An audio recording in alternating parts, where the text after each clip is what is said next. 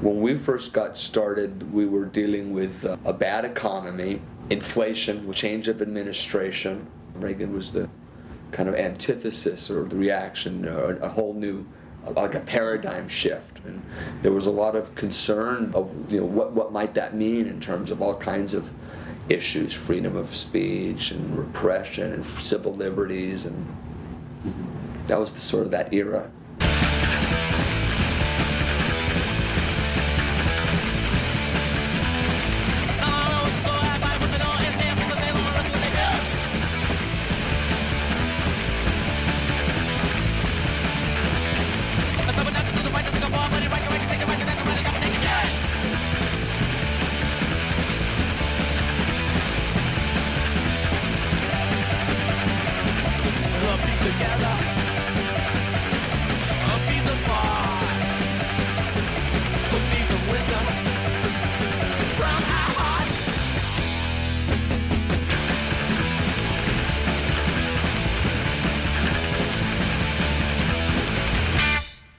In the early 80s, there was this sense of reestablishing the order. The white man, the Ronald Reagan white man order is coming back. You'd had that wimp Jimmy Carter talking about peace and human rights and all this other shit. And you'd had, the feminists and the Negroes and they're all getting uppity on us, right? So we're going to reinstitute order here, right? And so the whole country goes into this really puerile 50s fantasy where they're dressing in these cardigan sweaters, and we were just like, fuck you, not us. You can take that and shove it up your ass. Dallas, cowards, trying to control. Rise above, we're gonna rise above. They distort what we say. Rise above, we're gonna rise above. Been going through one of the worst periods in music possible. Disco was at its peak. Rock bands were still big, like Foghat. Just crap. Everybody was into this, like, well, we've got a shiny brand new car, and I just got my hair feathered, and oh, look at my clothes, and oh, here, I want some cocaine, and we're drinking wine coolers, and just all that kind of crap. For me, it was just so bored with what was going on. I mean, in 1980, we're still listening to The Doors and the Beatles, and we're supposed to be bowing down to that music, and it just wasn't our music. They were all like formulaic bands, like Journey and the Eagles and Fleetwood Mac. They're all great bands for what they do. It's just that when you hear it constantly over and over and over again, you're gonna want to just vomit or jump off the nearest cliff, throw yourself out in front of an oncoming bus. As a boy, I'm coming up through the 60s, so I thought, my late teens, early 20s were going to be the most radical years of my life, and I get there, and it's, Pete Frampton in a kimono, man. Time was slow back then. Things were barely moving, and this music just came along and it was like an electrical charge. It was like a fucking comet hitting the planet. You know what I mean? It came out of left fucking field, dude. I had never heard nor seen anything like this.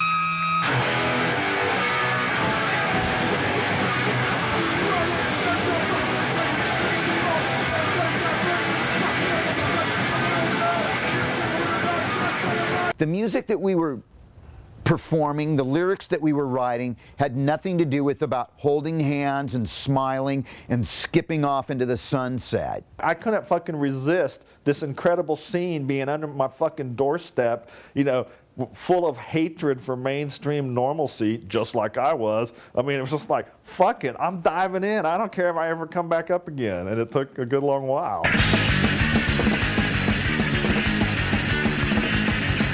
We'd been made all these promises. You go to school, you do your homework, you go to college, you get a great job, you make lots of money, you get married, you have a couple of kids, dog, cat, goldfish, two-car garage, and that's just not the way that it is. Somebody's got to say this isn't right, because everybody else is saying it's morning in America.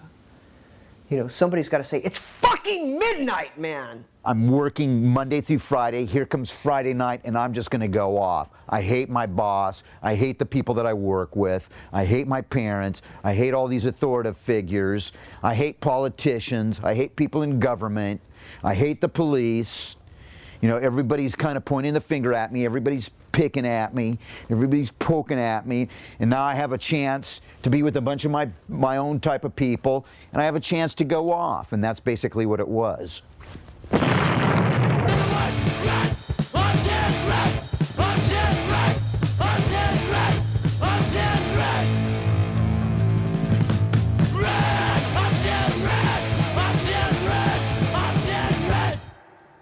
To me, punk was the portal. It was the portal to the counterculture. That's where I belong. That's where I live. That's how I got there. But punk rock at that time was becoming more associated with just the Sex Pistols and Sid Vicious. And Sid Vicious was, you know, he was a junkie, nihilistic junkie, and we were not. So we really were trying to carve out our own place. And we said, no, we're hardcore punk. That's, you know, hardcore punk. We started calling it hardcore. Okay, like, you know, like as far as being like hardcore porn, it means it's like, it's right down to the core, it's the real deal. I could never be Gene Simmons or Ace Frehley or some band where, you know, where you're spitting out fire and there's explosions, and I couldn't play like Eddie Van Halen. I still can't. And there's this new sound comes along, and it's, you know, simple but aggressive.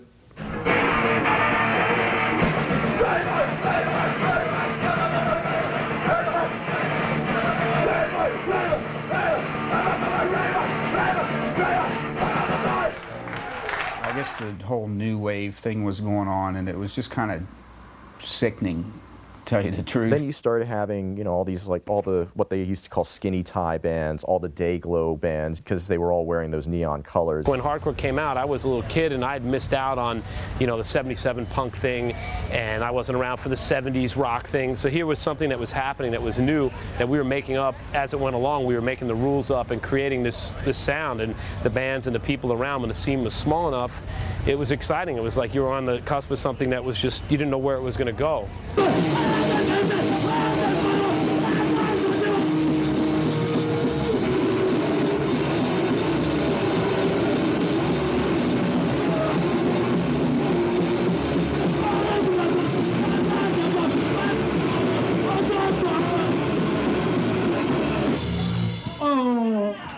Normal people did not listen to hardcore, and we liked it that way, right? Because you can listen to that shit.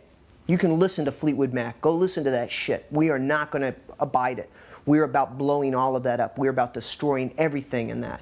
And you can't live our way unless you cross that divide. I, Ronald Reagan, do solemnly swear that I will faithfully execute the office of President of the United States. That I will faithfully execute the office of President of the United States. And will, to the best of my ability. And will, to the best of my ability. Preserve, protect, and defend.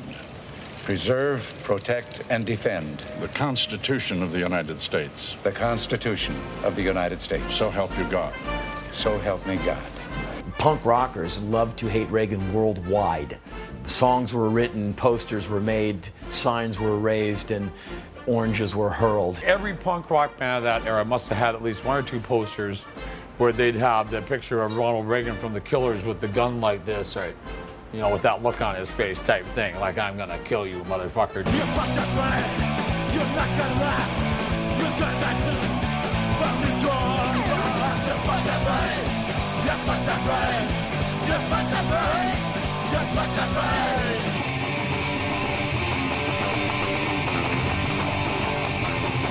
As far as we knew, we were the only people in Orange County who listened to punk rock or knew what it was. The original punk bands, most of these people were musicians, and they were into like glitter or glam, stuff like that. And so they already knew how to play, and then they just kind of adopted punk rock as a style. We listened to the first punk rock records, and we learned to play. And we were doing it really primitively because we didn't really know, so we just put it all into energy. 1, 2, 3, 4. Put him up, get up, and let's go there. We go again. Throw my cheeks, pop, pop, pop, get us out of boat. Out of boat. So I just never know right to hate it. Just a special credit. All the stuff in a battle. Keep started, never. The whole thing with hardcore was that it was people just picking up a guitar, learning 3 chords, playing as fast as they could. The short, fast songs, trim all the fat. Later to the intro, later to the outro. Cut the bridge in half and get on with it. You're the one that takes control, but I'm the one who should know. If this is for me now, no matter, maybe So I will just say exactly what's on my mind and do it in 32 seconds.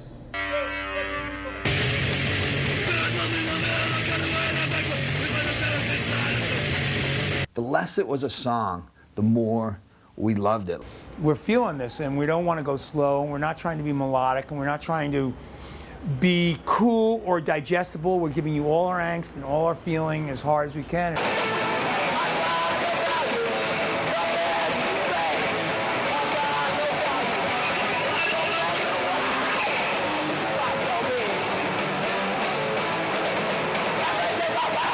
We don't know how to sing. We weren't singing. We were just screaming against authority and our parents and about everything that was pissing us off in our life. We were just kids who refused to be sort of slotted into this sort of generic kid role. It was for kids, it was about kids, it was by kids. It was the manifestation of youth. It was fast, it was loud, it was angry, it was unpredictable. That's what kids were. Like, we were just kids going wild, you know, and I feel like the music perfectly represented that.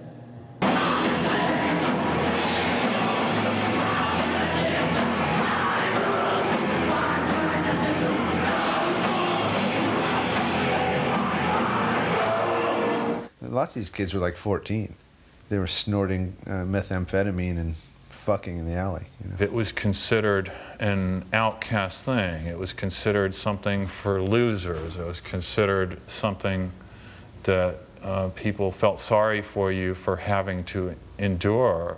And then all of a sudden we realized, wow, for being losers, we've created something that's so much better than the milieu that we've been rejected by. It was the only rock kind of music that came out that didn't feel like it was totally ripping off black culture. And it wasn't that it was white culture versus black culture, it was just that there wasn't that guilt of listening to a Led Zeppelin song and going, wait, that's like this really old blues song. You grow up in America as a minority group. You know that there are preconceptions that people have of you just because you're part of a minority group. Well, all of a sudden it dawned on me that I had just become part of another minority group. I was a punk rocker.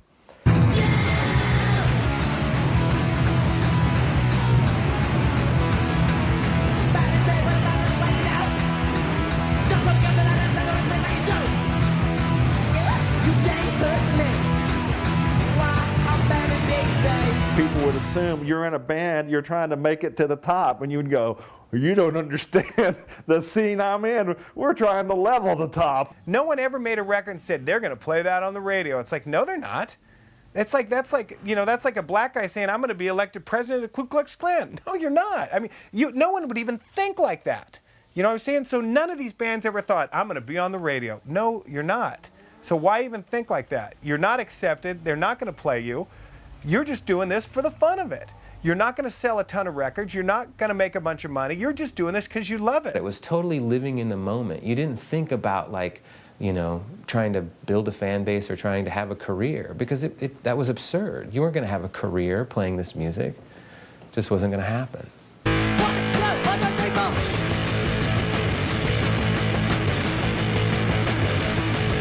We would play wherever we could play so people would know that we existed as a band. There were no promoters knocking on our door wanting us to come and play their clubs. We played at churches, we played in basements, we played in living rooms. Abandoned gas stations, people's parties in their backyards. We did a show at this, it was at the Canine Dog College, basically. It was like a dog training school. Boogied all the way to Salt Lake City, and we got there, and the place was closed, locked up. So we went to the kid's house and pulled him out of bed, and we threatened him with a baseball bat, and we were gonna kick the shit out of him. We made him give us all the money he had on him and stole some other shit from him. But when we got there wasn't a gig. You just never knew what you'd walk into. Would it be arcade? Would it be a basement? Would it be like some guy's work? When we found out that somebody in a shopping center or somebody's apartment complex or somebody's mom and dad was moving, we would then rush to that place and say, well, there's a show going on tonight, and, you know, everybody's invited. The record industry is all about getting big, getting coke, getting girls, right? And fuck everybody else. And because our position was, we're against that. We're the opposite of that. The industry trivializes music because they want people to consume. So there's like, buy this, it doesn't mean nothing. So in a way, if you have art, once people buy into that kind of that picture, then it's sort of like artists are like, oh well, I'm just a fuck up, but I'm getting paid millions of dollars, and look how whatever, and it just becomes really dismissible. There was no record companies behind the bands. There was no A&R interest in the bands. So anything that grew, it grew at a very grassroots level. You were in charge of everything. Putting on gigs, putting out zines. It was more than just a look on stage. DIY. Do it yourself. If there's someplace you want to be, go there yourself. If there's something you want to create that does not exist, do it yourself.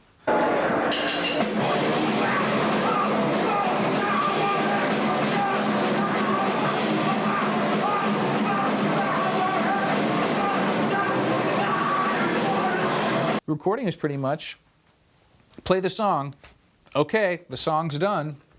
It's not like, I don't know, maybe if you could lay back a little behind the beat on that. I mean, that never happened. It was just what you got is what it was.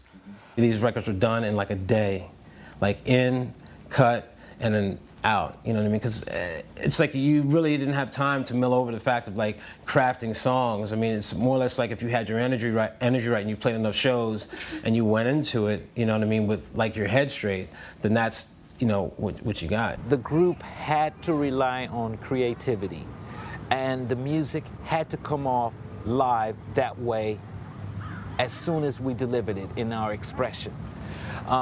In the early days, that was it. In our first records, we made ourselves. Pay to Come, the first single we did, we paid for it. A friend of ours who worked at a printing company printed this stuff off after hours, and we sat down and folded them and inserted them lyrics in there and did all that stuff ourselves. It felt like it was 1,000,000 damn records, and we didn't even get through the first. It was only 1,000. We didn't even get to 1,000. We only actually did inserts and the covers and everything, 500 of them. We had some singles from England that we liked, so we just pulled them apart to see how they were fabricated, unfolded them. So you had basically this sort of like, 7 inches, and then there's like little flaps, and you fold them up, and you fold the flaps inside, you fold them together, and you glue them together. So we said, okay, that's how you do it. So we just took that unfolded thing, we laid on an 11 by 14 piece of white paper, we drew a line around it, and we laid the art within the lines, and we took that to a printing press. We said, just print this 11 by 14 piece of paper. And then, using scissors, we cut out every fucking one, and Elmer's glue, and folded every one, inserted every one. We did that for 10,000 records easily. Every 7-inch, we did it by hand. Just sat there cutting and folding. We didn't know, we were learning. The first shows we played were parties, free parties in the South Bay, Hermosa Beach, and we did that for a long time because we couldn't really find gigs. This is where Black Flag's second gig and our first gig was. It's apartments now. These 4 little things. It was the Teen Post here, and it was with the Alley Cats, and the Descendants' first gig. They were like 14, 15 years old. People would always hang out whenever there was a show, and this kid came up to us and he was going, I've got a band too, we're really like hardcore, like just straight ahead, fast punk rock, and we were going, okay, yeah, that's great, and what's the name of it? And he said Black Flag, and it was Keith Morris. And we were going, like the Roach Spray? Black Flag had this austere, kind of very earnest, serious thing about them that made you kind of respect it, be in awe of it. The band had a logo, the band had a look, the 4 bars, it was really all very overwhelming. It just had this very intense take on things. They had a political agenda. Those guys are operating at a very intellectual level, and but the brute animal fucking strength of it and the power and ferocity was also off the map. Black Flag brought the suburban element into the punk rock and helped define what punk rock was going to turn into during those times. The scene in Los Angeles was spreading out like if you were to spill a bucket of water. All of a sudden it wasn't just about Hollywood, but it was more about Ventura County, it was more about the Valley, it was more about Orange County, it was more about where we were from, which is the South Bay, which is about 25 miles south of Los Angeles. Still part of LA County, but it was the beach area. The church was like a commune, a hippie commune, an arts and crafts center. It was in Hermosa Beach. It was about a block from the beach. Beautiful building, perfect for what we were doing, throwing parties, playing loud music late at night. That's where the whole, 1980s LA, Orange County sound, it all revolved around these parties at the church.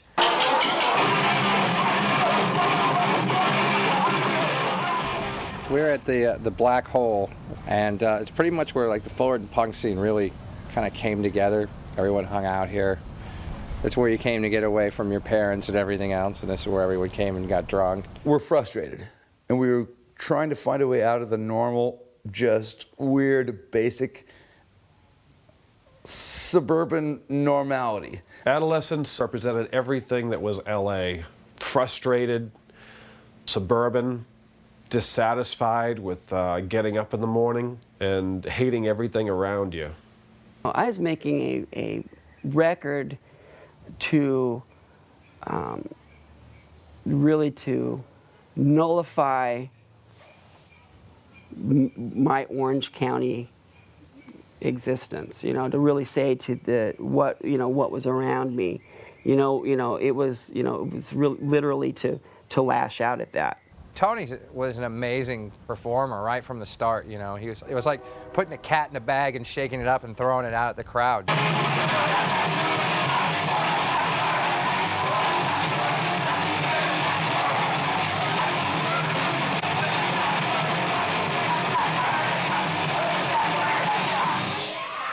Somehow we got an opening slot on a Germ show, and Eddie from the Subtitles, who was really connected up in LA, that night goes, didn't ask, told us he was our manager.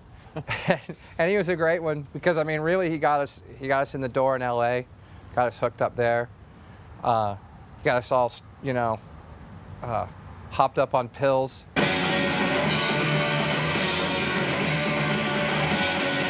For some reason, real surfers have always been fucked up. The HBs, we called them, from Huntington Beach, wore leather jackets and leather engineer boots with chains and bandanas on them. They're the high school jock who found punk rock. So they still have that, like, what's up, dickhead mentality. The music was just basically a backdrop for being fucked. Jack Grisham is like the Iggy Pop of LA hardcore. He used to go up there on stage in full drag, full face of makeup and a dress. And if anyone said anything to him, he'd kick the living crap out of them. He was so tough.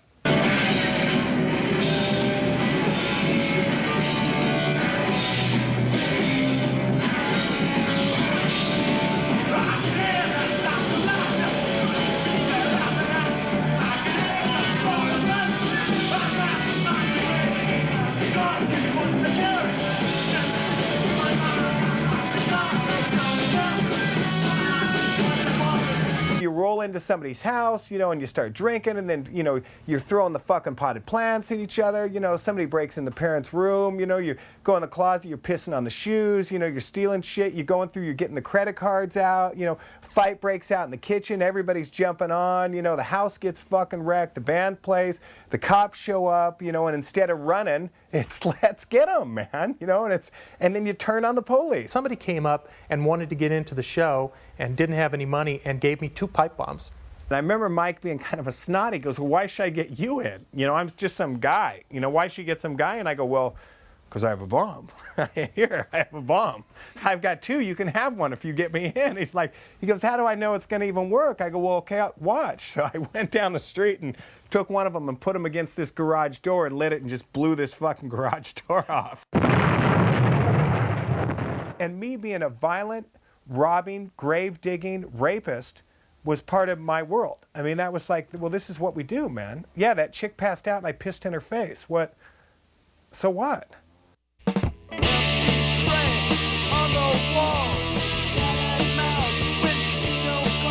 One of the first times we went out of town at all, we went up to San Francisco. So we drove up, you know, us, all of our friends piled into everybody's cars, maybe 20 or 30 kids from the scene from LA. And we played a show with the Dead Kennedys at the Mabuhay Gardens. And we go on, and the kids totally took over the pit. It sounds like someone's exaggerating. When they tell you the story, it sounds like, oh yeah, you're just making it up. No, I've never seen anything like it. Ask Ian, ask Hetson, ask Keith Morris. The Circle Jerks started playing, and all you saw was fists and San Francisco locals hitting the floor. They were still pogoing back then up there in San Francisco. So we came in with our people, and they just fucked up the whole thing. The promoter was freaking out. What's this? You bring these crazy kids, they're destroying shit, and they're fighting. It's like, no, we're not fighting. It's the way we do it in LA, and they're stage diving. Nobody had seen anything like that, so that was kind of cool. They're knocking guys out. One bouncer gets cut open. I mean, there's blood. There was violence before the show. They chased a guy underneath a car, and were trying to pull him out and beat him. I mean, I've never seen anything like this. And like, they had the whole place kind of terrified. It was a huge impact on us. So we, of course, go back to the DC scene. When bands play, the audience is like, and we're like, you know, mowing through people, elbows into heads.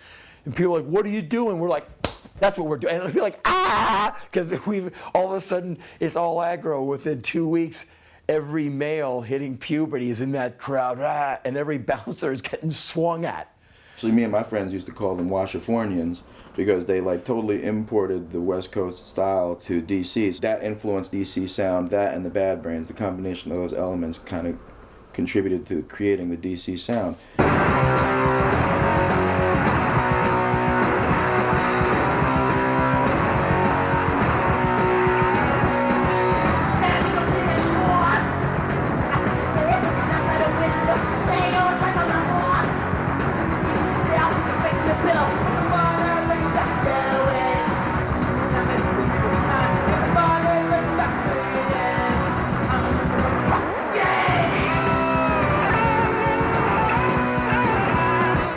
To come up with an angle or some kind of approach that would be very radical and creative, but then at the same time kind of traditional, and something that people would be able to universally relate to.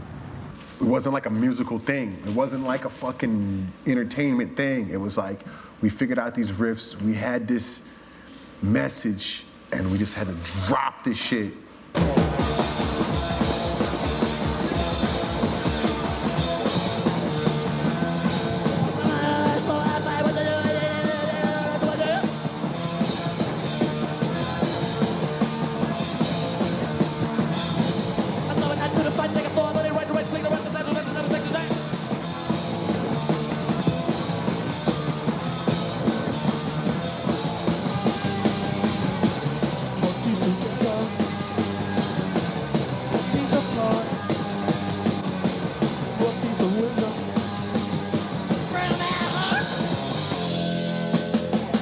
Bad Brains were the band that everybody feared to play with, because you know you're going to get your ass blown off stage. They were tight and powerful and committed and exhibiting an incredible involving emotional vibe while playing as technically challenging as you can imagine. I mean, stop on a dime, starts and stops, and extreme precision, locking up of rhythm, and just innovative melodies and chord patterns, and over it all, HR, the maniac vocalist, dancing across the stage and screaming and whooping and hollering and just slinging his soul out into the microphone. As a teenager, I was into acrobats.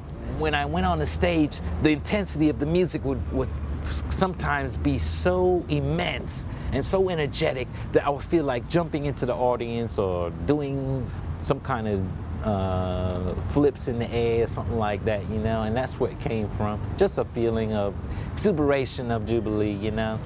It really was inspiring. It made me realize, like, take it seriously. Like, don't just be satisfied with some shit. Push it.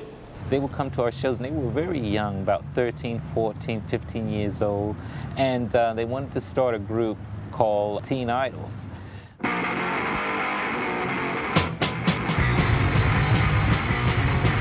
They were very enthusiastic but couldn't perfect their instruments. You know, I was nervous because I was playing in front of the Bad Brains, and I was having a hard time. I was thinking, like, well, it's shitty bass, you know, bad amp, you know, bad equipment.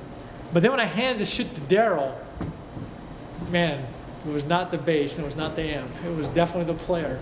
I was able to come up with some really great plans for these undergraduates, is what I'd call them, or students or interns. And their interest was immense. I referred them to the Bible and also this great book by an individual named Napoleon Hill. It's called Think and Grow Rich. The Think and Grow Rich concept was just a positive influence, and that was the catalyst to just make us find God still, you know. So it wasn't quite L. Ron Hubbard, but it was concepts of power of positive thinking. Don't care what you say, don't care what you do, we got our attitude. Don't care what you may know, don't care. Can't touch us. You got that PMA, you got that PMA, like how we used to say, you know, like, hey, we got that attitude, we got that attitude. That was like a song that really like said that, you know, we're here on some punk rock shit.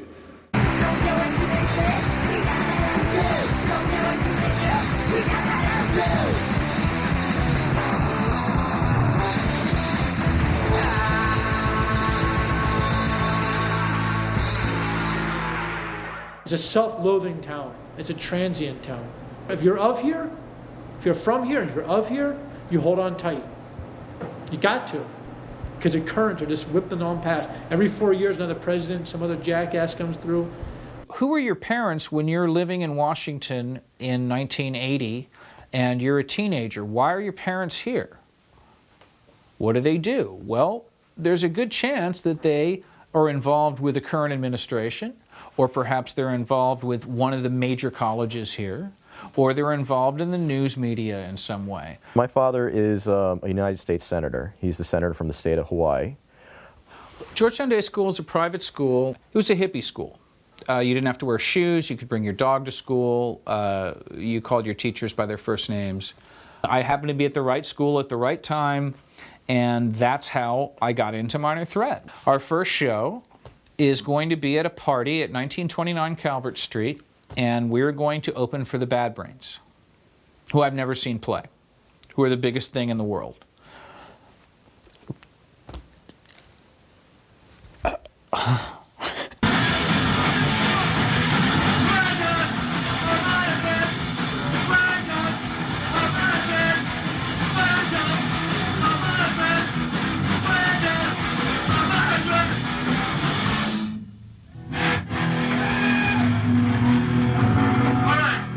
I understand a lot of people might think, like, well, Minor Threat's such a simple band. Minor Threat was not a simple band.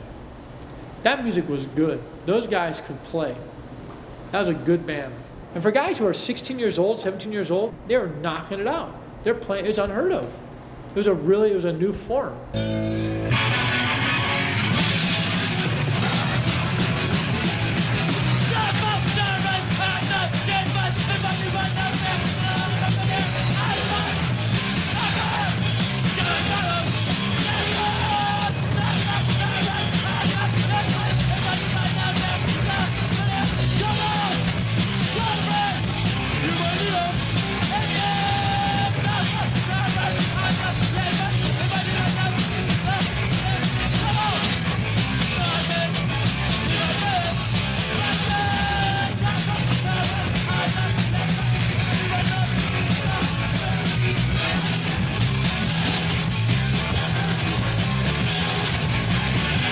I stand behind all my lyrics.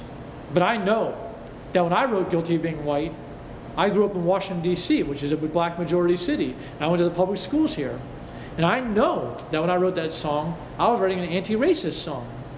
Because I was singing a song about being in a minority. I was, in my junior high school, I was one of 10% white kids. And my senior high school, I was one of 25% white kids.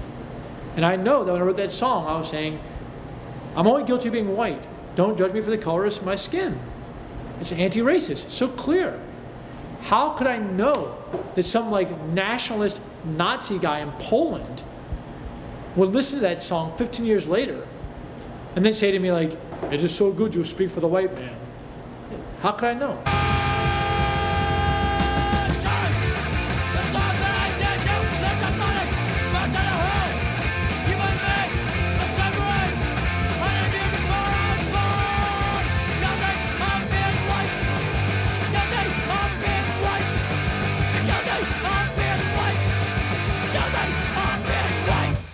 And here I thought I was like Mr. Joe Punk Rock, and I went down to DC one day to go see SOA and I think the Untouchables. It was a total hardcore show. I'd never been to one before, and I just walked in there. I was like, oh my God, these people are killing each other.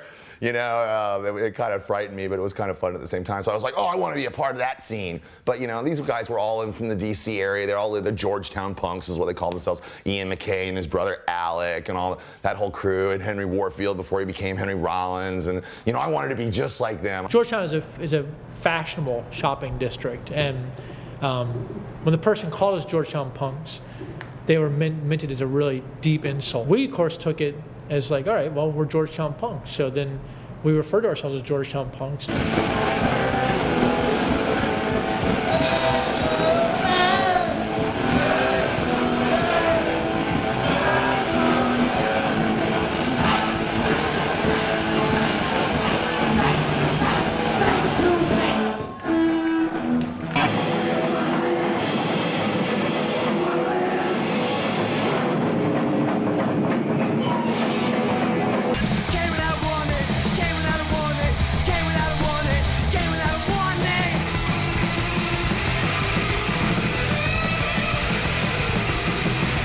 The Circle Jerks and Black Flag would tour, so they're pollinating with this influence and with this music. So every scene they're going through, all of a sudden bands are springing up and bands are starting to network. Where we first met Henry Rollins was in New York, where he came up from DC to one of our shows there. And then when we came back to New York a second time, he was there again, and he came and talked to us, and we just thought he was a nice guy and interested in what we were doing and that kind of thing. I said, hey, can you guys play Clocked In? Because I'm about going to work, because I got to go to work now.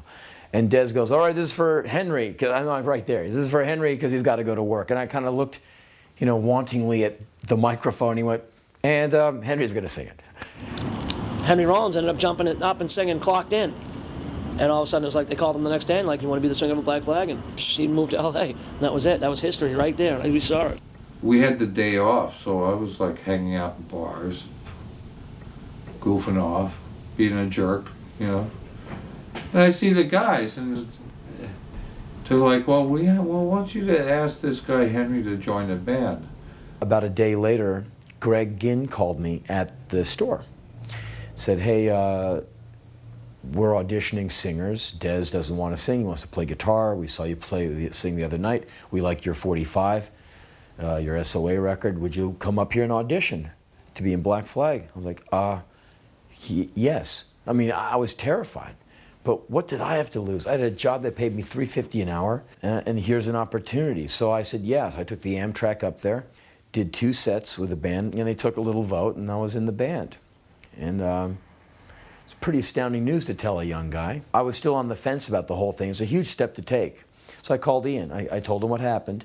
And I go, what do you think? He says, are you kidding? You're going to be great. Get out there. And that's what I needed. I needed to hear Ian MacKaye give me the green light.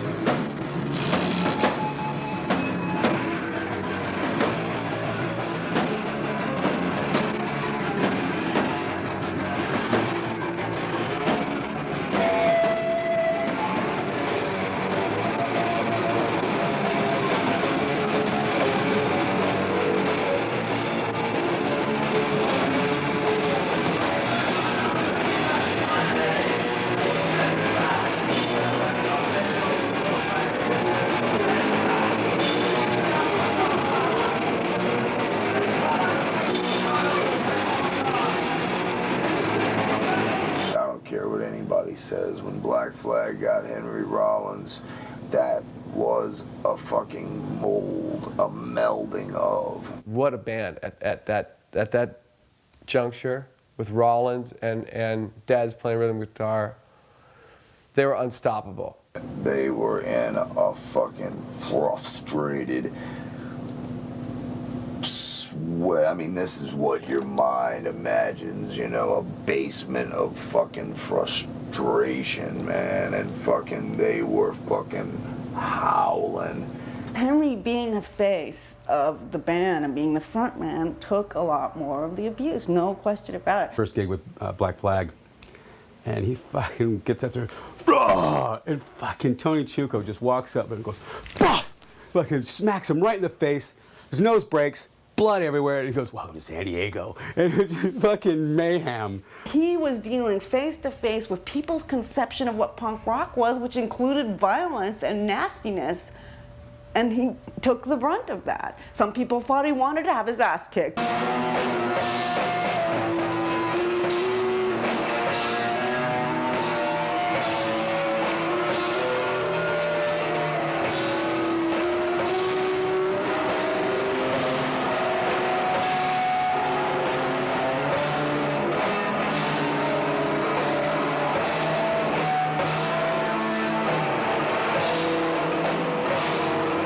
In hardcore, you have a map. In every city is a band. San Diego, I don't think of a zoo. I think of one thing. I think of Battalion of Saints. Reno, Nevada, I don't think of a casino. I think of 7 Seconds. Portland, Oregon, I don't even know what's there. Gus Van Sant, I think of Poison Idea. In the Black Flag days, you stayed on a series of floors. No, there's no hotel, no money for a hotel. And we'd stay with the Effigies, we'd stay with Husker Du. We'd stay with, you know, whoever in Seattle. We'd, you know, and there's all these kind of alliances. You know, you knew the SSD Control guys, you could always borrow their gear. In DC, of course, any band will help you out because, you know, I was on tour with Black Flag, I'm a DC guy. We have, you know, allies in New York. We've got them in San Francisco. In Vancouver, you stay at Joey Shithead's house. We always had friends everywhere. When these guys were going places that there were no punks. They were just basically saying, we're going to play and we expect everyone within 200 miles to show up who's interested. We're going to sleep not only on the floor, but under the sink. Black Flag rented rehearsal time for 8 a.m. on Christmas morning, 1981. 8 a.m. Christmas morning, they want to rehearse. I said, you know, hey, they're Black Flag, I'm not going to argue. That was typical Black Flag. Load in at bright and early and practice because we hadn't done a show in 3 days. And that was the way of Black Flag. Just practice, live it.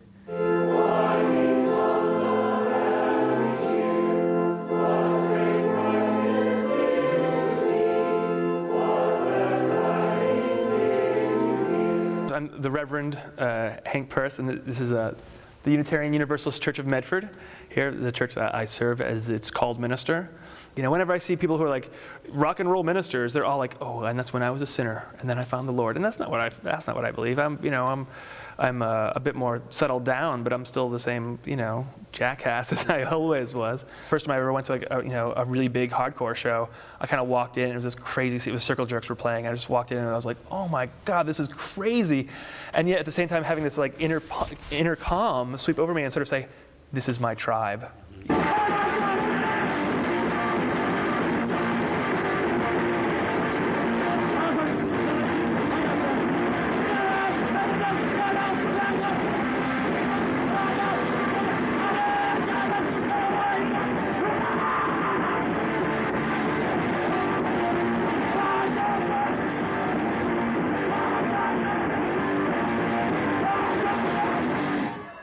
There's no shortage of people out there saying, like, get high. I mean, they're everywhere on every kind of music. Everybody was just saying, get high, get high, get high. You know, whether it was like Eric Clapton singing about cocaine or Lou Reed singing about heroin or anybody. Everybody's just talking about getting high, have a good time, get high. But a lot of kids were like I think that they were looking for someone to not say that. Straight edge was once again this a great feeling of I'm not going to make those same mistakes other people made, or at least I'm not going to be. I hate the people around me so much that I want to be the exact opposite of who they are. It spoke to a whole generation of kids who had just seen the 70s, and they'd seen kids in high school getting stoned 3 times a day, and and just becoming wasties at a very, tragically early age. To find out that like across the country there's these kids who didn't drink, didn't do drugs, and didn't really think that was a cool thing to do, and actually made a point of mentioning that a lot in their music. We identified with that. And we were kids, and we were fucking pricks. And smart, hostile, and sober. See, I remember seeing the Bad Brains, and HR took me aside, and he said, Ian, man, we just went out on tour, man. There are kids all over the country, man. They want to know. You got to go out and tell them. They're asking me about you guys, man. You got to go out there. I said, you open this up, man. You got to finish it. It was like the straight edge thing. And I was like, God damn, well, fuck, that's heavy.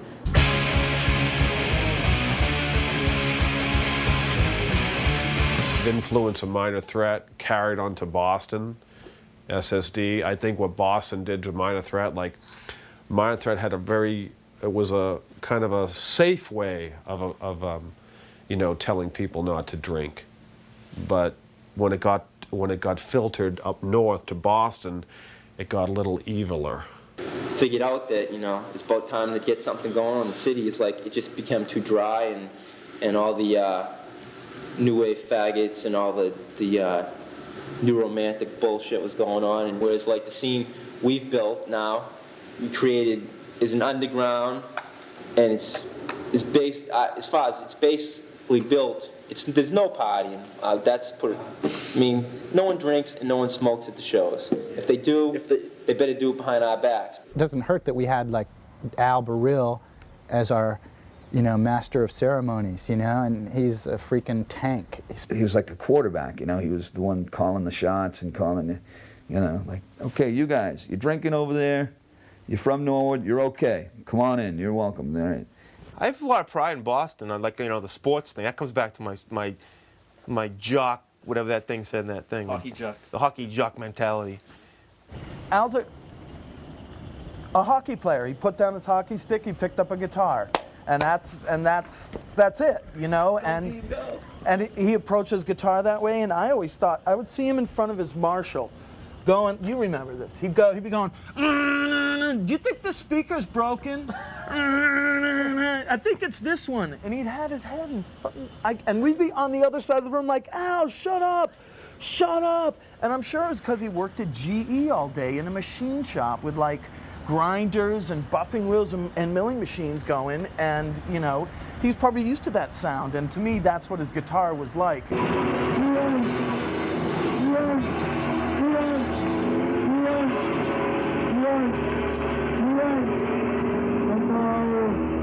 Al was always having equipment problems, and the PA was always shutting down. But when you're a young kid, that was cool. That was like, the fucking equipment's malfunction. They're too powerful. They can't handle the great SSD.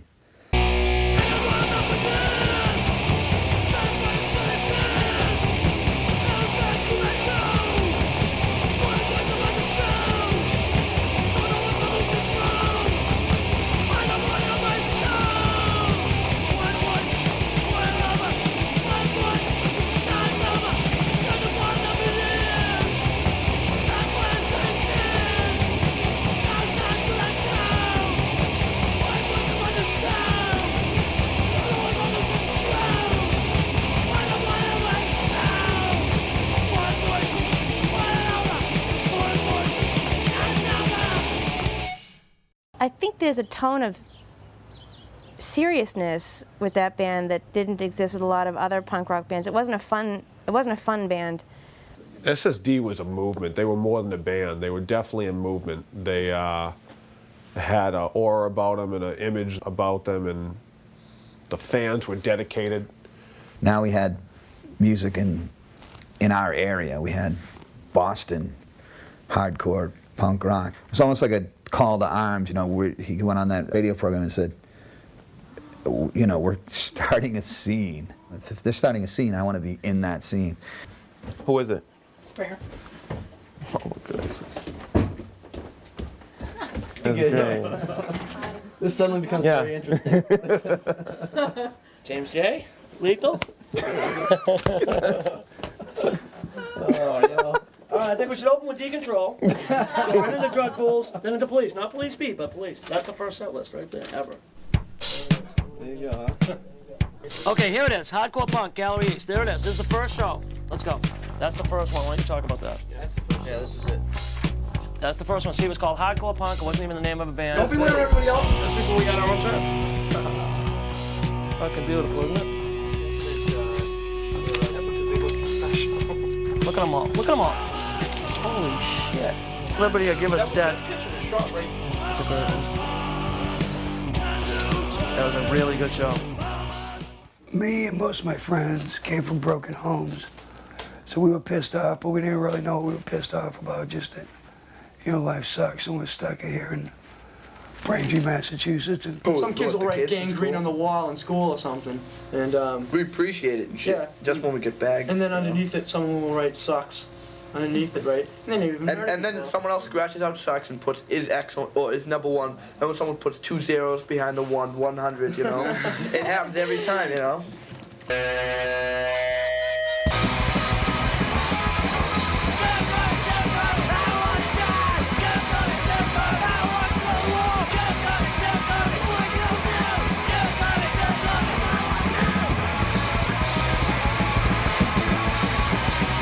The whole Gangrene experience for us was this continuous, it was not an act, you know? But you got on stage, you pretty much got everywhere we went. And imagine how tiring that gets. Because you're drunk all the time and you're running from the law frequently. Because you're making trouble everywhere you go. I wanted to call the band Gangrene, but no one else liked the name. So they like Jerry's Kids better, I don't know.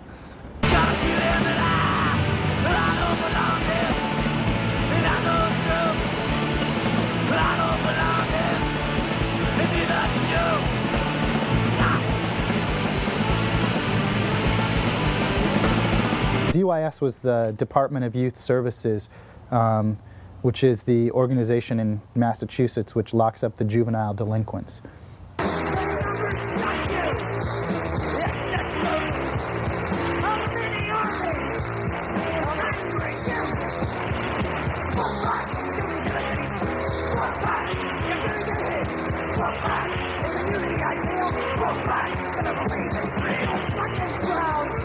I think one of the classic clashes of the generation was the Negative Effects show where they're playing with Mission of Burma's final show. So you've got in the same ballroom in front of 1,000 people, you've got Choke and Negative Effects and the entire Boston crew, and you've got 500 Mission of Burma fans. And within 2 songs, it degenerates into a riot.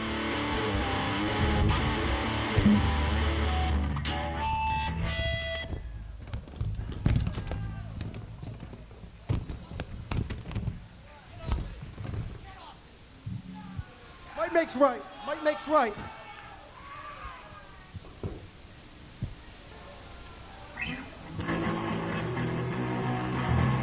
We ain't gonna stop. Fuck you.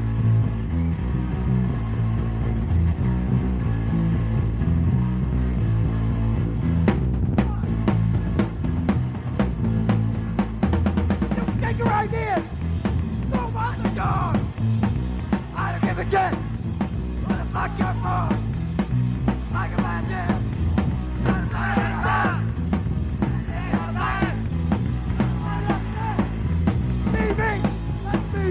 Let's try.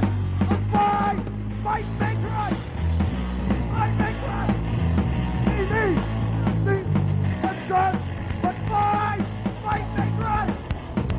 Fight, make right. You take your idea. Go out the door. Negative Effects' career was so short. 6 flyers, 5 shows, 1 album, 18 songs. Boston and DC were always like this and didn't like New York, and then you know, there we are in the middle, and they would always come in to our show, to the shows. But when we went to New York, it was war. It was like pull up in front of the Rock Hotel in Al's black van, Everybody gets out. You know, we've got black X's on the back of our hands with Sharpies. The first time that they came down, we were like, oh, cool, SSD, blah, blah, blah. And they were all kind of nice. They were all cool. They were all timid, you know. Second time they came down, they tried to come down with a little bit of hard rock attitude. I guess they heard DC kind of did whatever. Third time they came down, they got housed. And we sent them home we sent them back to the suburbs fucking rethinking their whole shit. Like, you know, don't fucking come to New York and fuck with us, man. We're used to fucking fighting with like crazy fucking Puerto Ricans who like stab people, attack us with fucking guns, bats, fucking hockey sticks and everything else. It was the jungle. And you were in Lower East Side, and you know, there were the Hells Angels, there were the hippies, and then there were these rockers who just had to be acknowledged. Why am I going insane? Why am I the one to blame?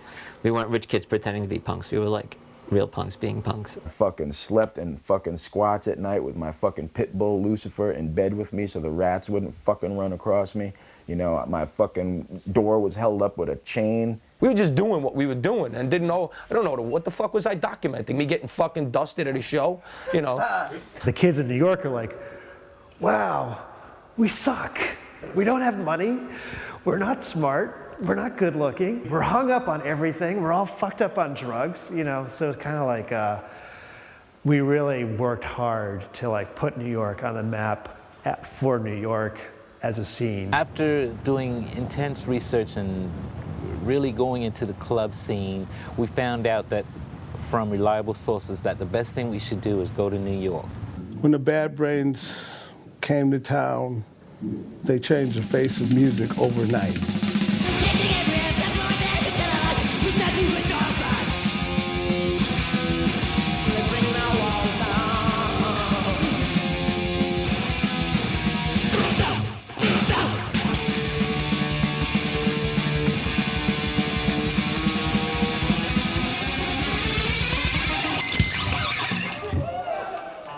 Jerry Williams, he invited us to his rehearsal spot and recording studio and said, you know, you cats can live here. If you need a place to record, please feel free. 171 Avenue A. It was an abandoned glass shop. We cleaned out the glass store and built a stage at one end and a glass enclosed booth at the other end, and started rehearsing there and started having illegal weekend gigs there. You know, that was like the beginning of the scene in New York, kind of like when we came, and you know, that was the haven, that was the place, and everybody would hang out and we played music. Sometimes it'd even be concerts that we would do, you know.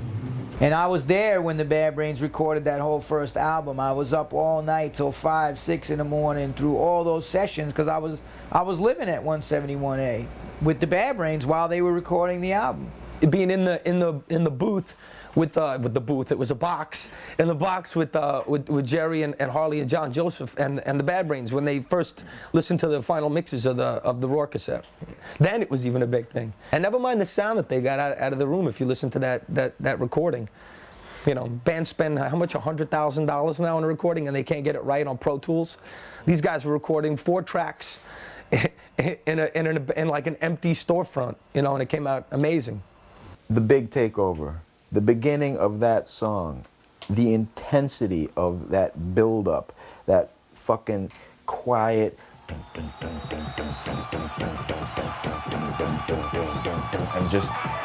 you just fucking, you're just waiting for it to fucking, just let it go. You know, it's just waiting for that, like,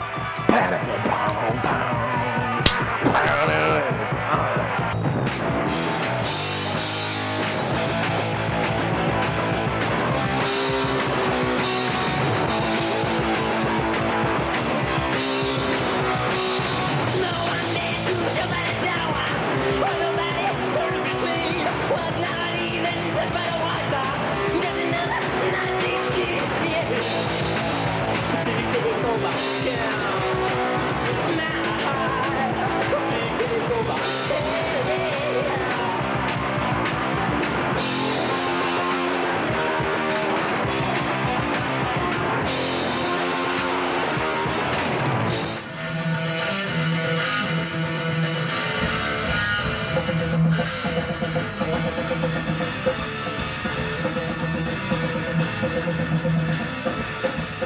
is a lost tape. LA 82, we was with Greg and them, and they took us to this rehearsal spot in the studio. That's where it was. Now you remember. And they took us to this studio, right? And what tripped me out about this shit was that it was a lot of heavy metal motherfuckers in there, right? And they was like I was playing the pinball machine in this spot. And it was like we just in LA, you know. I was like, yo, they said we could record or practice in this spot, right? So I remember, I was tripping because the heavy metal dudes was coming out, practicing their shit and their little dances and their walks and shit. Like it was really a metal workshop spot. I was tripping on that.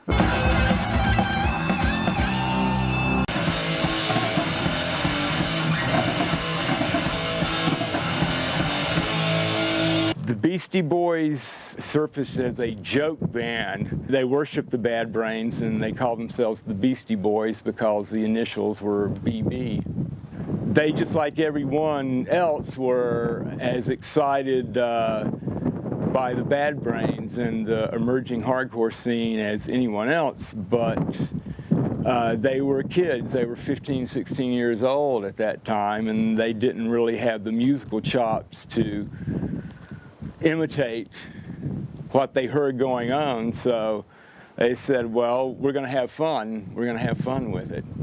And they're still having fun with it, you know. They're having fun with music of all kinds. But originally it was, they wanted to have fun with hardcore punk rock, you know. I started Agnostic Front about 3 years ago. I wanted a band to speak of social unrest, a lot of political aspects to it. He is New York hardcore. Vinny Stigma is New York hardcore, hands down. You know, in a funny way, like, you know, Vinny Stigma has an incredible mind, you know. All the out-of-town bands used to stay in my house because I was the only one with an apartment down here near CBGB's. You know, I was the only one with a phone. You know, I was a little the closest clean bathroom to CB's. Yeah, right.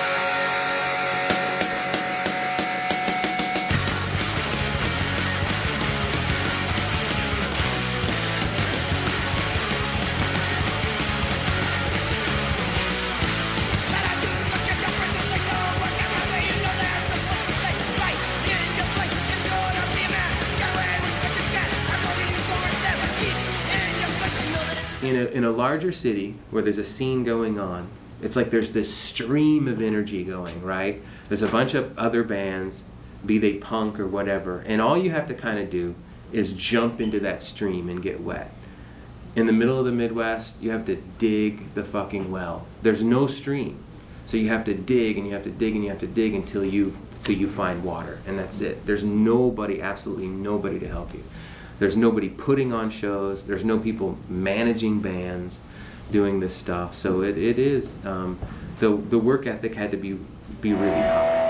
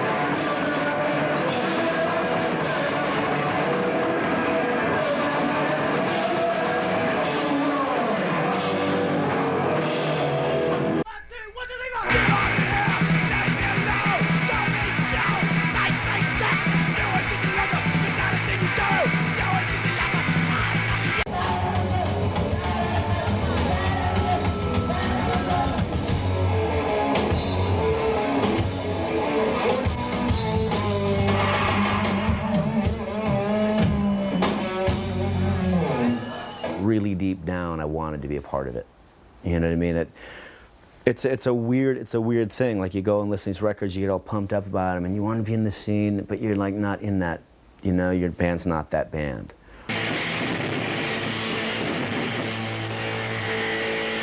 In Raleigh, we didn't have that many places to play. We'd run out of Kiwanis clubs and VFW halls, but luckily, the one club in town, the Brewery, would let us rent the place out for $200 on Sundays and do these little Sunday matinees, sort of like CBGB's. Man, we had everybody. We had Black Flag, we had Suicidal, we had Cro-Mags, we had Battalion of Saints, we had DOA. Plus, we could always do our, like, local shows.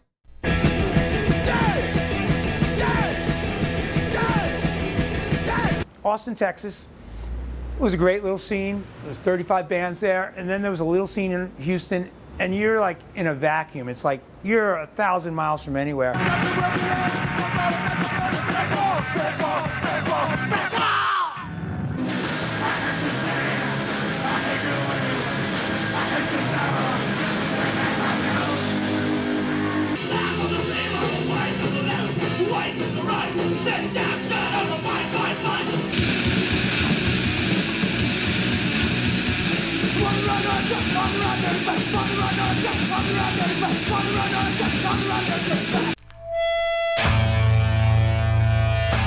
I remember getting intimidated and busted at age 13 by the police. I remember my friend Tate Bryan shot in the back in Tampa, Florida for his first offense burglary. I remember the police firing into crowds and killing children because they were the wrong color. I remember the narcs in my high school trying to set me up for a big fall. I remember the police bringing dogs into our school and sniffing away my rights. The police is a clan, is a mafia, and they're all on the police state, and they're out for me, and soon they're gonna be out to get you. So you better keep going if you know it's good for you, and take your stand.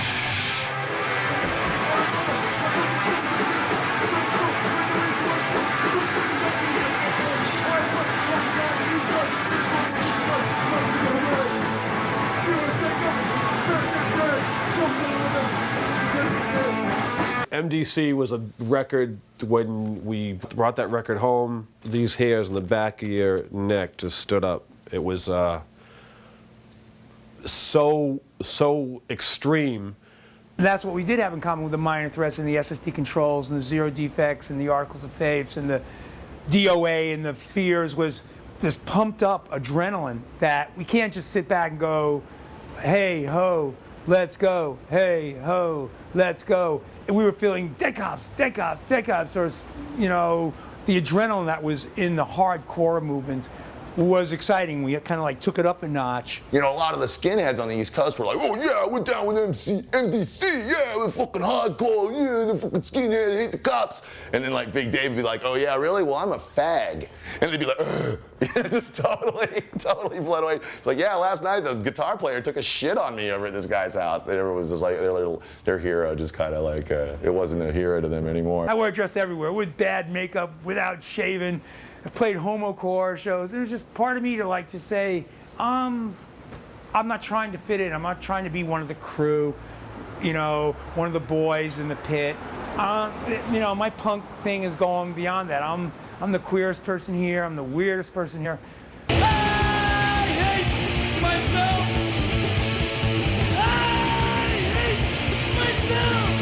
At one point we thought we would move to LA because they had a happening scene out there, and we thought maybe we could be part of this, you know, out there. And we did a little tour out to the West Coast, and we stopped in LA, and we got out of the truck on Hollywood and Vine and looked around, and we're like, man, let's get the hell out of here. we actually went to San Francisco. And there was a handful of bands in San Francisco and a handful of bands in LA. And those were the bands that started this whole thing. The Mabuhay Gardens was the clubhouse, and everybody met at the clubhouse every night, 7 nights a week. And there was always 3 bands playing. We all knew each other, and we all played shows together, and we were the San Francisco scene. There seemed to be kind of 2 approaches that bands would take in hardcore. One was, what is the thing that the kids are going to like, and how are they going to respond positively to our band, and what can we do to make that happen? And then there was the other school of thought, which was just like, fuck with the crowd, get them pissed off.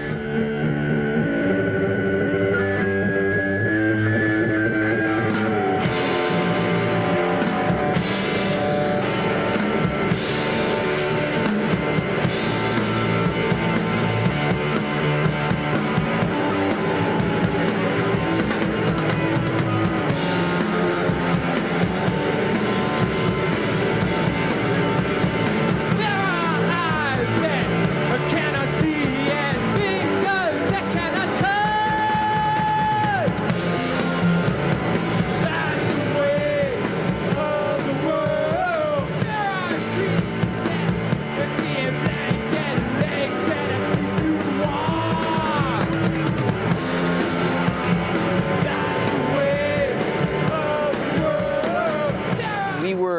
the band that you loved to hate. The crowd hated us, really. I mean, because we weren't doing what fit the mold. Really hated about when punk rock first started and we were coming out being so slow. They thought we were like a fucking Target or something. You know, oh, these guys are, you know. So I hated that at first. I just right in the face. Fuck that shit. I was reading in NME where there was this cat named Moby who claimed he had been an original singer in Flipper, at least according to the article. That's what it said. I sang with Flipper when I was 16 because Will Shatter had been thrown in jail and I knew the lyrics to all the songs, so I said, I'll. So for 2 days I was Flipper's, you know, have Bruce Loose and myself.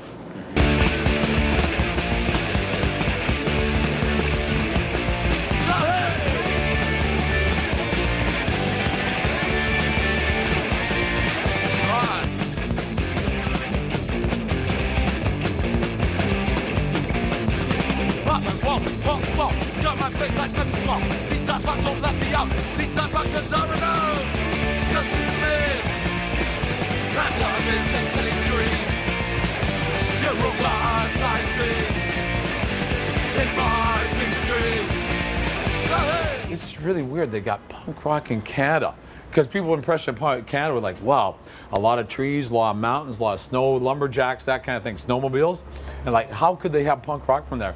We had one big show up there, was us, Black Flag, and 7 Seconds, and it was called Hardcore 81, so it's the first time anybody really used that term. They coined that term. They started the music, and they, you know, they were phenomenal, musically phenomenal, ideologically cool. Yep. And freaking Canadians.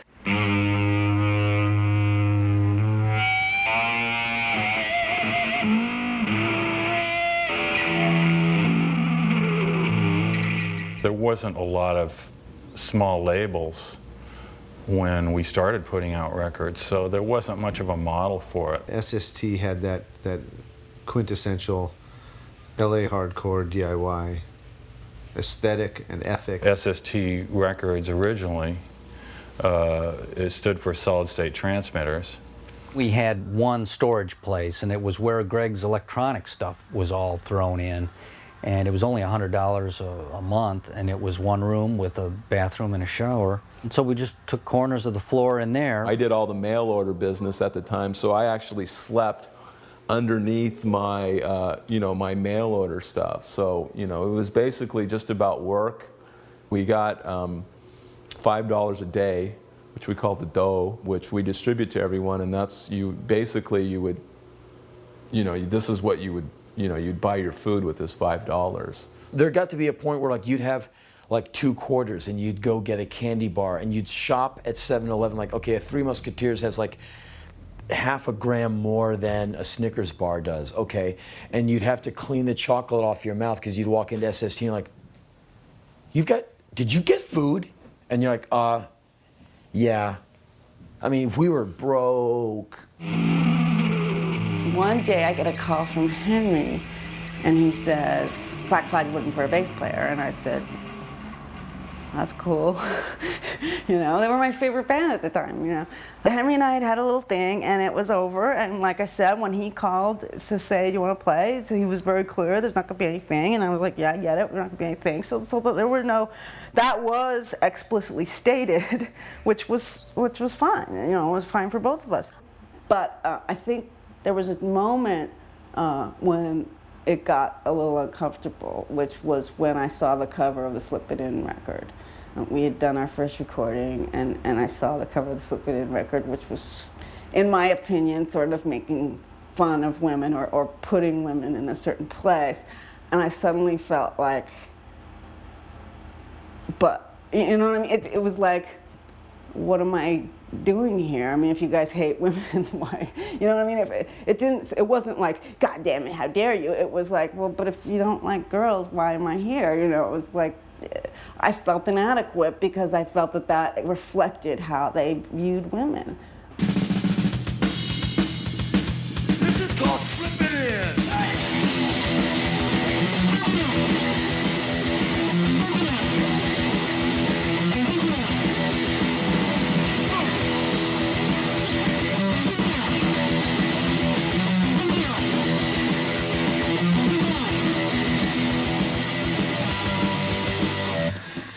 I never really noticed that I was a girl and everybody else was a guy.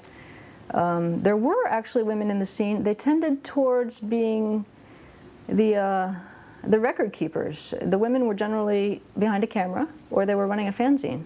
I'm going to say that there weren't a lot of women on stage, but there were a good chunk of women in the audience, and you got to know each other pretty quickly, and you certainly hung out with all the guys. Nothing got you less respect from these boys than, you know, showing your tits.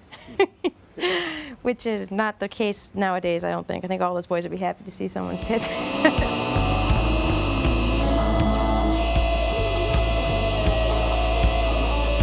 off your panties now! I want to see some cut in there! Oh, the Nig Heist. Well, the Nig Heist is a name that I came up with squatting, you know, on Hollywood Boulevard in rundown hotel rooms. And one of my good friends at the time was a black guy, and Eugene. And so, you know, we smoked cigarettes, and then he would come up and steal one of my cigarettes, and he would say Nig Heist. No, we are the Nig Heist, and we do want to fuck your girlfriend. No. Last night we played DC and we had a live sex act on stage. This little skinhead about 14 let me stick my fucking cock in his butt, and it was tremendous. You guys should give me a hand for that. Come on.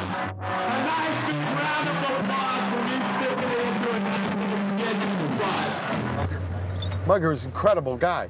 Mugger's a runaway who ends up being a roadie for Black Flag, then the accountant for SST, then puts himself through college. He's a CPA now. All through working, Greg and Chuck gave me a 25% membership in SST. I wanted a certain type of artist, and we disagreed about that, and they basically just bought me out.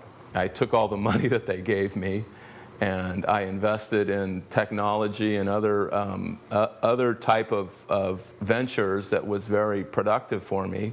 And basically, you know, I'm independently wealthy at this time from that investment from SST. So that's my story. People, let me tell you about my best friend. He's a warm-hearted person who loved me till the end.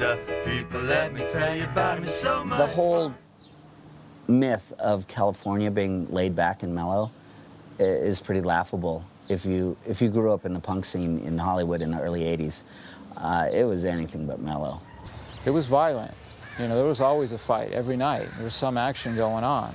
Just every fucking night we had to fucking throw down with somebody, you know? And in 1980, I wanted to get something together. So I came up with Los Angeles Death Squad, which is LADS. There was LADS, there was FFF, there was Circle One with Thomasillas, rest in peace. What are considered today to be the punk rock gangs, pretty much were gangs. In the sense of, you know, Crips, Bloods, White Fence, things like that. They weren't as well defined. You know, they weren't like little drug cartels or anything. Nobody carried Uzis. You know, it wasn't that type of a gang, but it was definitely a social clique of people who knew each other, hung out, and protected each other. John Macias, singer of Circle One, who were contemporaries really at the same time of Suicidal Tendencies. He had his gang, the Family. Here he is, just about to, you know, to take one up with this fellow here. I mean, you can see the fear in this guy's eyes. And, I mean, this guy was really scared. Rollins was scared shitless of this guy. Cops are out, I run and hide. They're looking for me, and I don't know why. If a cop car drove by a punk show, it was no big deal. And if one or two drove by, it was nothing. But when 6 pull up and park, it would always turn into a riot. If there was a small incident, they'd come on strong and they'd look to take control with, you know, 30 or 40 squad cars and a helicopter. Hundreds of angry punk rockers rioted in Huntington, California Saturday. The rioters were angered at the overbooking of a suburban Los Angeles concert hall designed to accommodate 450 people. As many as 200 people were turned away from the hall. The punk rock fans went on an hour-long rampage. The rioters are reported to have done $25,000 damage to businesses and a church before officers managed to quell the disturbance. 41 people, most of them juveniles, were arrested and 10 law officers were hurt. The cops always started it. It's not like a bunch of kids go up to armed, uniformed men and go, come on. They know what happens. The cop, I mean, they would try and pull me into it. I'll never forget some LA stormtrooper cop walking up to me saying, did you just call me a motherfucker? I'm like, I was trembling because I just know that the guy, cat and mouse, the guy can take me to jail anytime he wants. And I was like, I did, and he's like, you know, what's the matter? You fucking faggot? I'm like, no. I'm like, this is a cop. I don't know what to do. Cops would just march in and just shut the show down, and they would literally form a line at the front of the stage. And I remember seeing kids laying on the floor that already had been beaten up so badly they couldn't move, and I can just remember cops standing over them, swinging their batons, beating the hell out of them. I mean, this is years before Rodney King. People were trying to walk to their cars, they'd beat you and try to chase you down the street. They'd smash, people are driving, they'd bust the window and grab them out of the car and start beating them. It was like a war. It was an ass kicking, lining up and then wading into kids and beating them. It was fucked up. It was so fucked up. Our crime was that we seemed different. And I think the police mentality or, you know, ultra-establishment mentality is to stamp out something that's different. You don't analyze it and look at it or why it's different. You just stamp it out. I, Ronald Reagan, do solemnly swear. I, Ronald Reagan, do solemnly swear. That I will faithfully execute. That I will faithfully execute. The office of President of the United States. The office of President of the United States. And will to the best of my ability. Will to the best of my ability. Preserve, protect, and defend. Preserve, protect, and defend. The Constitution of the United States. The Constitution of the United States. Help me God. So help me God. Reagan won the first time. It was almost like unbelievable. Something could be, how could this be? Then the second time he won, it was very disillusioning for myself. You know, those first 4 years of punk rock for me, 80 to 84, was all this hope. And then after that, got cynical. And punk rock fragmented into many, many, many different scenes. A lot of the people who had started this local music scene in 1979 and 80 had become a little bit disillusioned. You know, the baby was no longer cute. 85, 86 was a total decline of the punk rock scene. And then everybody who started the scenes all left it, one by one by one by one. I came in August of 81, and I'd say by the end of 85, it was over. These people were not like sheep. They were not like heavy metal sheep that would go see their band, their spandex pants band, over and over again. They could turn on you. And chances are in a 3-year period that you're into it, they're gonna get disinterested. Or your time was up, whichever's first. So basically, the time was up. You might think like, well, yeah, but you really checked out on hardcore. I never fucking checked out. Hardcore checked out, not me.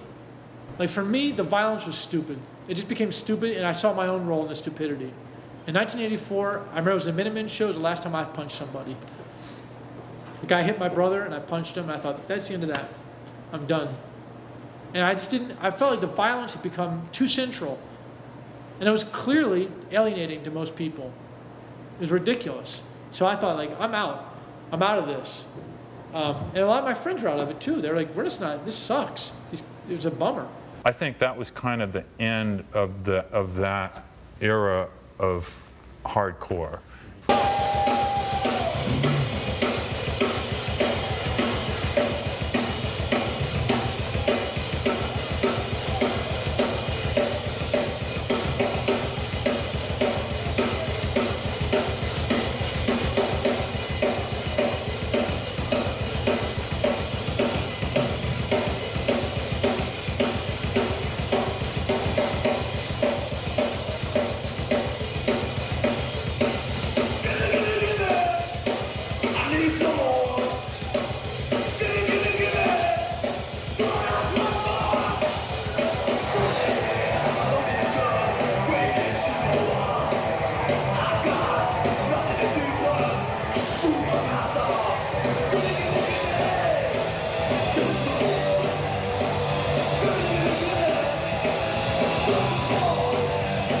last ever Black Flag show that I acknowledge happened in 1986 in Detroit at Greystone. It's a hall. Weeks later, I'm in D.C. visiting friends and family, and Greg called me at my mom's house where I was kind of camping out, and he said, I'm just calling to tell you that I quit Black Flag.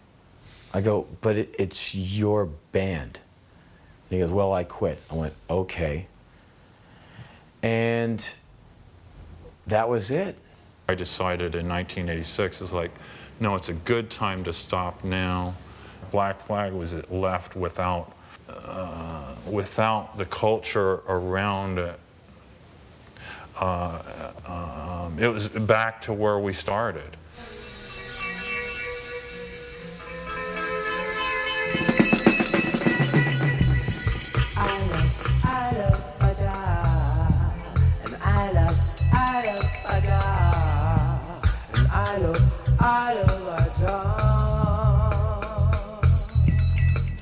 The Bad Brains, who had also recently become Rastafarians, hit their spiritual crisis. It's like, are we going to be real Rastafarians and play reggae music? Or are we going to follow out what we've been doing for the past few years, this incredible style of music that we've created? Are we going to swing with it?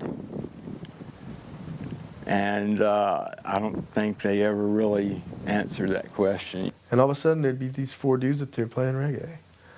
And I just remember a couple times just being like, you know, that's cool, but that's not what I paid for, and I'm done with it, you know?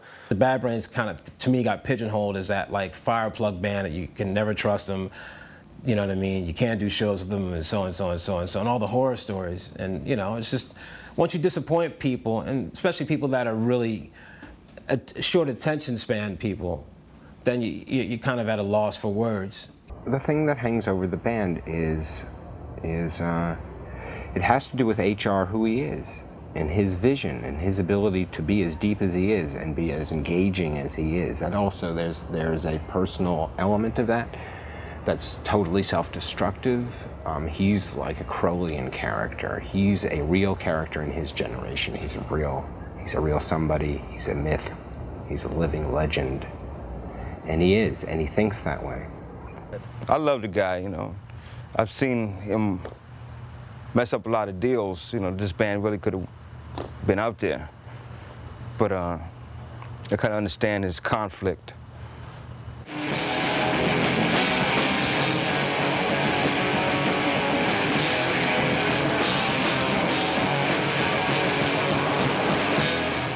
The first wave of Boston hardcore as like the foundations and the structure of the house.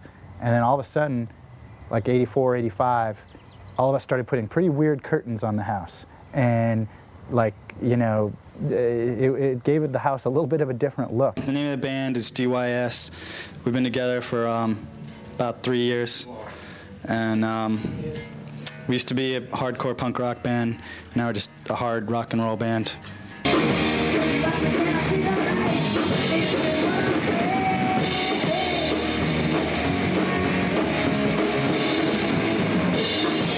So next year, Gangrene's on Roadrunner Records. They've got a new record coming out, You Got It, and it's got a crossover sound into metal. And you know, Gangrene's a big rock band, and they're gonna get this big skateboard staging. And they bought the amps from Megadeth. You know, they bought like 18 cabinets from Megadeth. You know, and 6 of them worked. But you wanted this big thing, and Gangrene was gonna be this big rock skateboard, you know, entity, which they should be, which they are. They're great. It's like Spinal Tap was hilarious. I think we used the whole set once on the tour, but we carried it, you know? I played in LA, and there was a kid kneeling on the stage with his shirt off, and he was tears were pouring down his face, and he's going, "Play something fast! Play something fast, please!" And like people were hurling shit at us, and it was, you know, it was obvious that the love affair was over.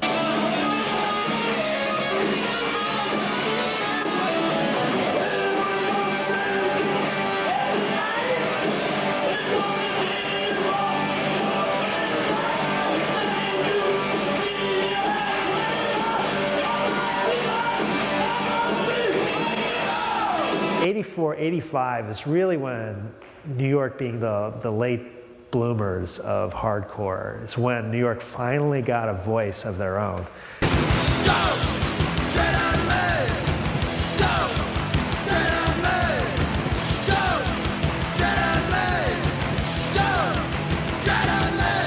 What the Cro-Mags did was present that Bad Brains approach through the lifestyle of the streets of New York, you know, and that's where the tattoos and the rough edge come from. I mean, they were street kids, basically. People try to often give Cro-Mags credit for being a definitive hardcore band, and I graciously accept that, but I don't 100% agree. In a way we were, and in a way we weren't, because as far as I'm concerned, the Cro-Mags really came to be towards the end of the first wave of hardcore. So in a way, we kind of wrapped all the most powerful aspects of all of those early years. Hardcore, definitely, it was like a pebble that like had a ripple effect, and but ironically, it never got recognized by the mainstream world, but it influenced it. You always say, I wish I knew now what I knew then, but not in this instant, because like it was so groundbreaking, it was so new and fresh, you know, and like, you know, and when it ended, it just kind of went like, it just ended. Like one day, it was like they turned the TV set off, and like you kind of just, you know, walked through another door, and that door was never, ever, ever going to be opened again. It was incredibly radical. It was unbelievably exciting. It was right from the start super important. Even though no one else in the world thought it was important, you sort of knew that it was as important as any other musical movement that was going on. And this was at a young age, you know, that you got a grip on, that this was it. You know, we didn't really think we were going to overthrow the world. It wasn't like the hippies thinking they're going to levitate the Pentagon, or we certainly didn't think that we were going to get Reagan out of office or anything like that. But you know, for what we were, it was kind of a united little scene. What we did was great. Not like I'm saying it was qualitatively great, that we were great. What it was great. What all of the bands did, New York, DC, you know, Detroit, Chicago, you know, LA obviously, you know, San Diego, OC, you know, all those scenes. It was great, and it was hard to do, but everybody accomplished a lot considering the odds were stacked against them so heavily in a music and political and social world. There wasn't any organized left in the United States in the 80s. There was hardcore. And again, you know, as limited as it was a manifestation of a communalist aspect, of openness to humanity, of a disdain for authority that's in the best traditions of radicalism.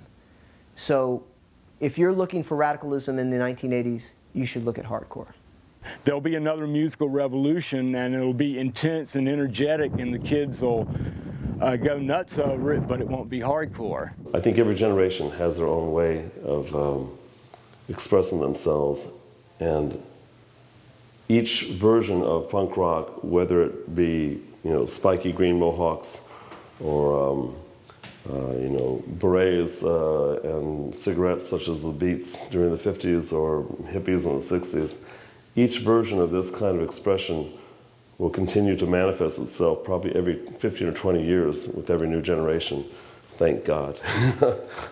It was a great, wonderful, almost innocent time, and it's such a sad reflection what I see going on now with punk rock. But that's just because I'm jealous, because they're all young and having all the fun. I'm old and bitter, broken. We looked forward to going on the road because at least we got hospitality and we got fed and we got to do shows and have a great time. But it wasn't none of this shit, all these fucking like spoiled little fucking brats that are on MTV now with their fucking buses and all this bullshit, and they're calling that shit punk. That ain't fucking punk. You know, they're driving their fucking tour bus on the highway that we paved. I will actually be the first punk or whatever person in the scene say punk is dead. It was over a long time ago. It's over, okay? Go home. Your cage is clean.